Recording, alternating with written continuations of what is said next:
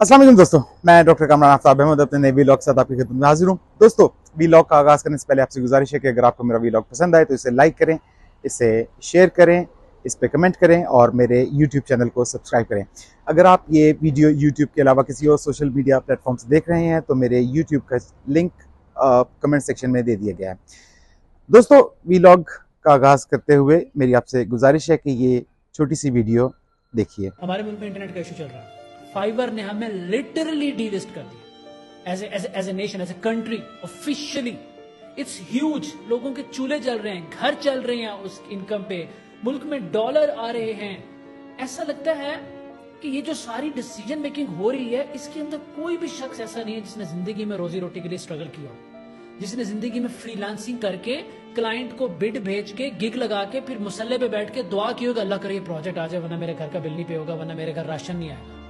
अगर एक भी ऐसा शख्स इन डिसीजन मेकर्स के अंदर बैठा होता ना, तो जितने की फायरवॉल आई है उतने की यूनिवर्सिटियां, college, incubation centre, tech hubs बन जाते। मुल्क में 10 आप टेक एग्जीबिशन करवाते, आपकी टेक्नोलॉजी ग्रूम कर जाती। आप पड़ गए एक फायरवॉल के पीछे इतना बड़ा बजट लगा के। आप इमेजिन करें, आप लोग सोच रहे हैं, आप जो सुन रहे हैं, एक बच्चा जो फाइवर पे सर गिग लगाता है, काम आता है, वो बाद 10, 20, 30 दिन काम करता है, $200 आता है। वो $200 लैंड होने में टाइम लगता है, उसके बाद $200 आते हैं।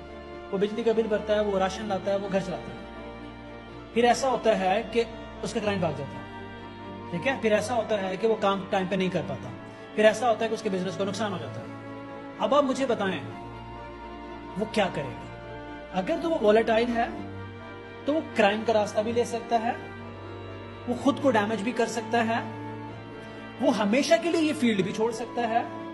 एक टेक्निकल बंदा एक डिफरेंट फील्ड में जाके अपने आप को वेस्ट कर सकता है और वो कभी रिकवरी नहीं होगी। आपकी फायरवॉल ठीक हो जाएगी, वो बच्चे का करियर रिकवर नहीं हो पाएगा। ये कोई कैलकुलेट करे कि कितनी जिंदगियों से हम खेल रहे हैं। Opportunity cost is 100 times more than the actual cost of this firewall. दोस्तों, पिछले 2 दिनों की एक बहुत अहम डेवलपमेंट फाइवर्स के हवाले से आई है। दोस्तों, मैं आपको बताता चलूं कि फाइवर्स एक इसराइली बेस्ड ऑनलाइन प्लेटफॉर्म है जो 2010 में बनाया गया।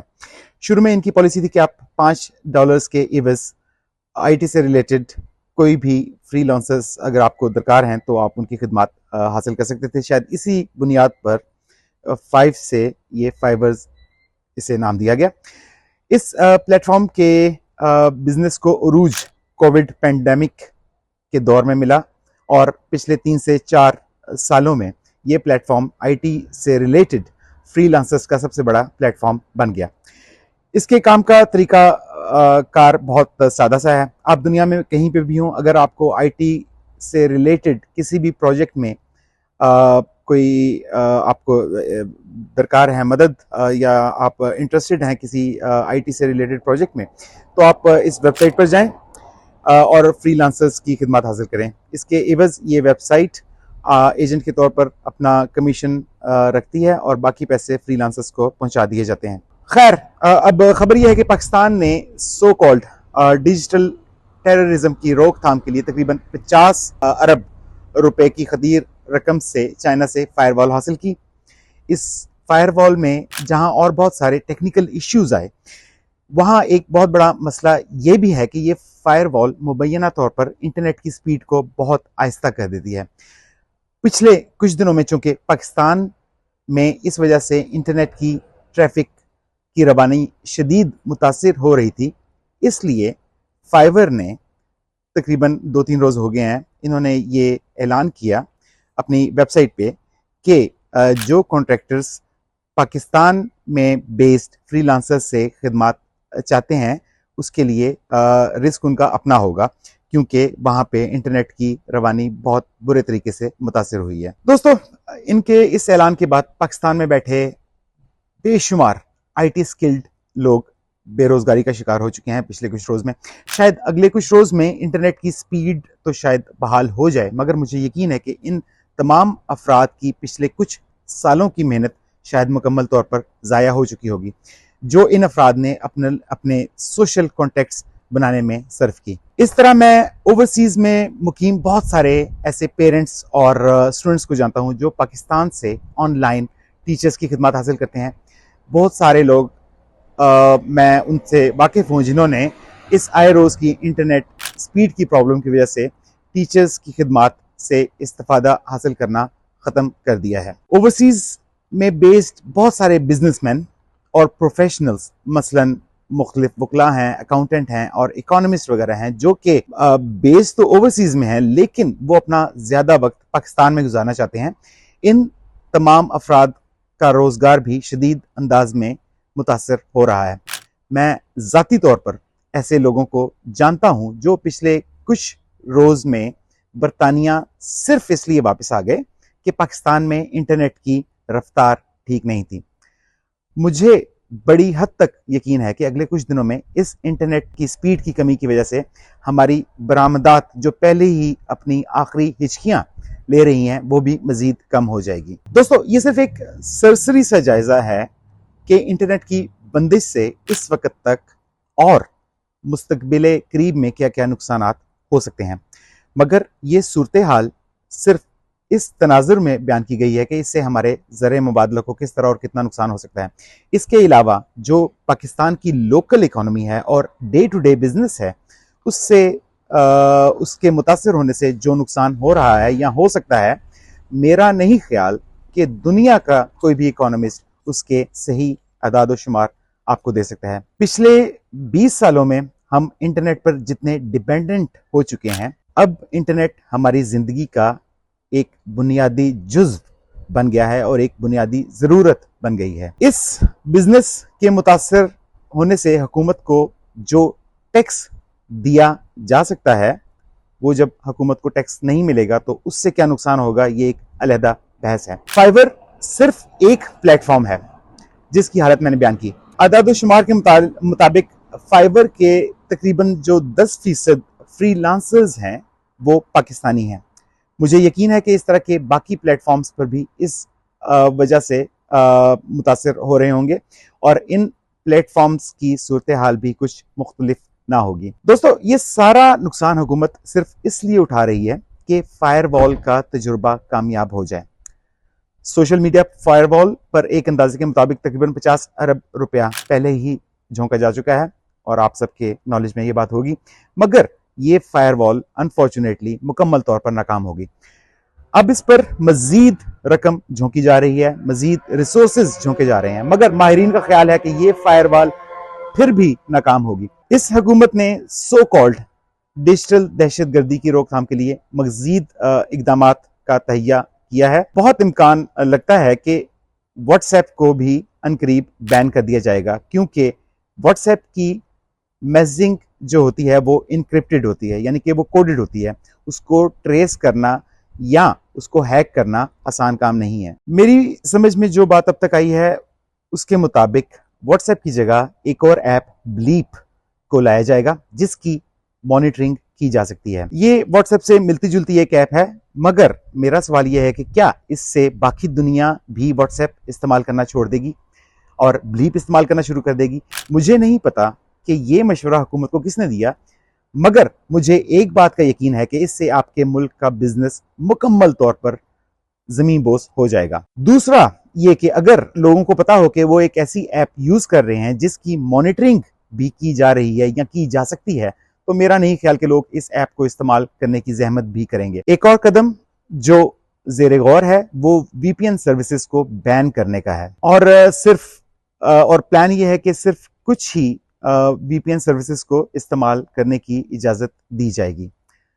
दोस्तों, मैं आपको बताता चलूं कि दुनिया में वीपीएन का इस्तेमाल अपने डाटा की प्रोटेक्शन के लिए किया जाता है।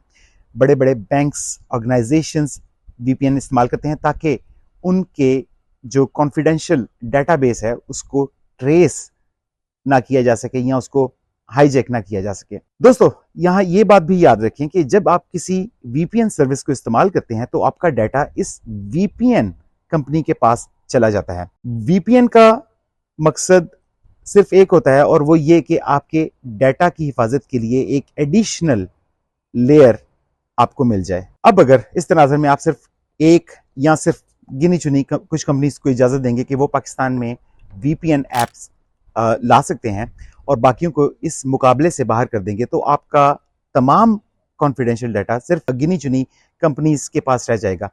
इससे हैकर्स को कदरे आसानी होगी कि वो इस डेटा तक रसाई हासिल कर सके। मिसाल से समझाने के लिए कि अगर आपने अपने पैसे मिसाल के तौर पर 10 मुख्तलिफ दराजों में रखे हुए थे जो कि मुख्तलिफ शहरों में थे और कोई डकैती की वारदात हो गई, तो कभी इम्कान है कि आपके सिर्फ एक दराज के पैसे ही लूटे जाएंगे और बाकी 9 के बच जाएंगे। मगर अगर ये तमाम पैसे आप एक ही दराज में रख छोड़ें और डकैती हो जाए तो फिर लूटने की सूरत में आप मुकम्मल तौर पर कंगाल हो जाएंगे। यही कुछ वीपीएन डेटा के साथ भी हो सकता है या किया जाएगा, या इसका कभी इम्कान मौजूद है। अगर ये इकदाम उठाया गया तो मेरा नहीं ख्याल कि कोई भी बैरूनी सरमायाकार पाकिस्तान में सरमायाकारी करने के लिए राजी होगा। मेरा ख्याल है कि ये इकदाम सिर्फ इसलिए किए जा रहे हैं कि दुनिया के कुछ और ममालिक मसलन चाइना और रशिया वगैरह में इस तरह के तजुर्बे कदरे कामयाब रहे।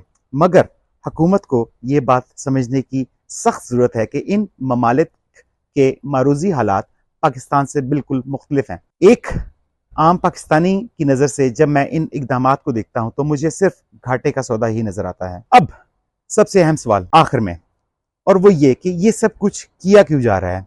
सिर्फ इसलिए कि मुझ समेत गिनती के चंद अफराद हुकूमत वक्त की नज़र में डिजिटल दहशतगर्द हैं और हमें किसी तरीके से रोका जा सके। हुजूर वाला, सिविलाइज्ड माशरों में इस डिजिटल दहशतगर्दी को फ्रीडम ऑफ स्पीच का नाम दिया जाता है और ये उम्मीद रखी जाती है कि इसके नतीजे में मुखालिफ अपने आमाल से नाक़िद को गलत साबित करेगा। ये किसी भी माशरे में तरक्की का एक बहुत बड़ा जरिया समझा जाता है और ये एक मुरवजा असूल है। मुझे यकीन है कि जो मुशीर आपको ये मशवरे दे रहे हैं वो मेरे सख्त दुश्मन होंगे, मगर हुजूर दोस्त वो आपके भी नहीं। आपकी इकॉनमी जो पहले ही वेंटिलेटर पर पड़ी हुई है और इसे मसनूई तौर पर सांस दिया जा रहा है, ये सांस सिर्फ ओवरसीज से भिजवाए गए ज़र मुबादला से चल रहा है। अगर आप ये इकदाम उठाएंगे तो दुनिया को तो रत्ती भर भी फर्क नहीं पड़ेगा, मगर आपके अवाम, आपके बच्चों और आपकी नस्लों का मुकम्मल सफाया जरूर हो जाएगा। मैं खुद को ये कहने में हक बिजानब समझता हूं कि जो अफराद आपके इन इकदाम की वजह से बेरोजगार होंगे वो या तो मुल्क छोड़ कर जाने की कोशिश करेंगे और अगर इसमें वो कामयाब ना भी हो सके तो डिजिटल दहशतगर्दी से असली दहशतगर्दी में उतर जाएंगे। मैं उम्मीद करता हूं कि अहले इक़दार होश के नाखून लेंगे और कम से कम अपने पैरों पर कुल्हाड़ी मारने से गुरेज करेंगे। तो हजरत, जहां तक मुद्दा डिजिटल दहशतगर्दी से मुकाबला करने का है, मेरे ख्याल में आप रहने दें, ये आपसे ना हो पाएगा। आपको अपने अमाल के साथ साथ अपनी नीयत भी तब्दील करना पड़ेगी। जब आप इस काबिल हो जाएंगे तो मुझ जैसे लोग कुदरती तौर पर ख़त्म हो जाएंगे। अपना ख्याल रखिएगा।